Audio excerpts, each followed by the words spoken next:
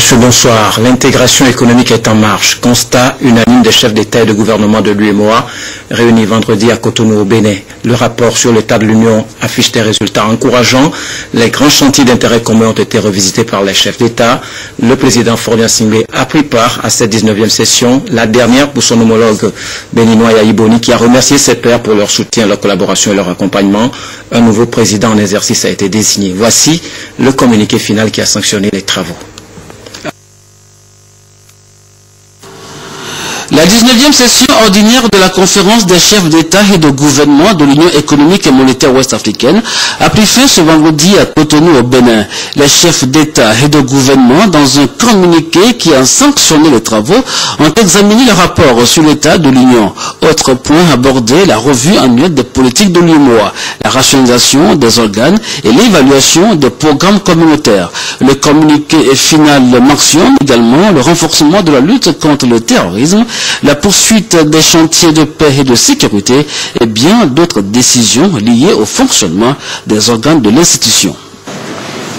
La conférence s'est par ailleurs penchée sur la crise profonde que traverse la Cour de justice de l'UEMOA depuis bientôt 2 ans. La conférence s'est prononcée sur la base des indications fournies par le comité de haut niveau mis en place par les chefs d'État de l'UEMOA sur le règlement de cette crise et du président du comité de relecture des textes de la Cour de justice de l'UEMOA. À l'issue des délibérations sur ce point, la conférence a adopté les propositions du comité. S'agissant du renouvellement des mandats, les chefs d'État ont décidé la prorogation du mandat de l'ensemble des commissaires jusqu'au prochain sommet, à l'issue duquel le Niger assurera la présidence de la commission. Pour le maintien des commissaires, les mesures appropriées seront prises. S'agissant de la présidence en exercice de l'Union, la conférence a élu à l'unanimité son Excellence, M. Alassane Ouattara, président de la République de Côte d'Ivoire, comme nouveau président en exercice de la conférence des chefs d'État et de gouvernement de l'UEMOA. Le communiqué final relève également la nécessité de consolider le socle de l'Union, de poursuivre la mise en œuvre des projets communautaires et de renforcer le processus d'intégration. À présent, le résumé des travaux. La croissance dans l'espace communautaire est de 6,6% en 2015. Elle est envisagée à 7,2% cette année. Les grandes lignes de la conférence avec Arnold Kiliou.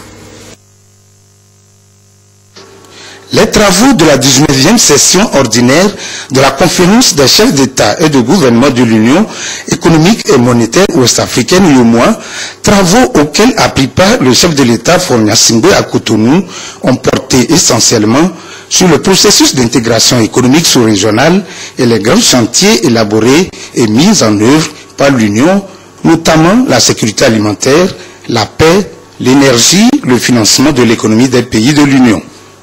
Le président du Conseil des ministres de l'UEMOA, ministre de l'économie, des finances et du plan du Sénégal, Amadou Ba, s'est réjoui des performances enregistrées par les pays membres de l'Union. Des performances qui ont permis à l'UEMOA d'avoir un taux de croissance de 6,6% en 2015 avec une projection de 7,2% en 2016.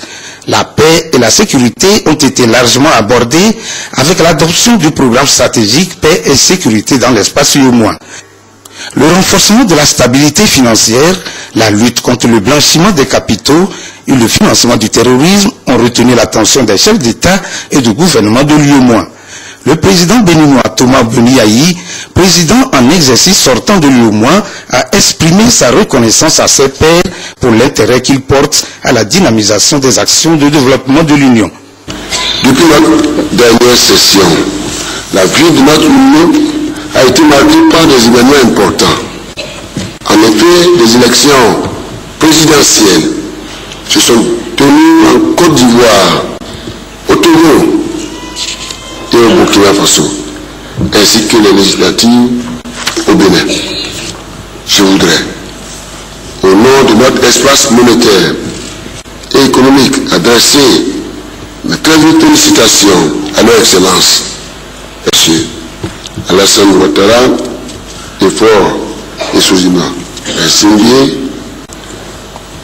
pour leur brillante réélection à la magistrature suprême de leurs pays respectifs, ainsi qu'à son Excellence, cher ami et frère, M. Roch Marc Christian Kaboré, pour son élection tout aussi brillante à la tête du pays frère du Burkina Faso.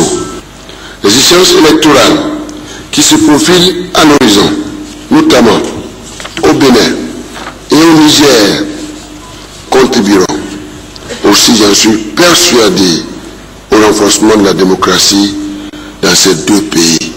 La vision du président Faure Gnassingbé, qui avait lancé en 2011 les chantiers de développement, a été saluée.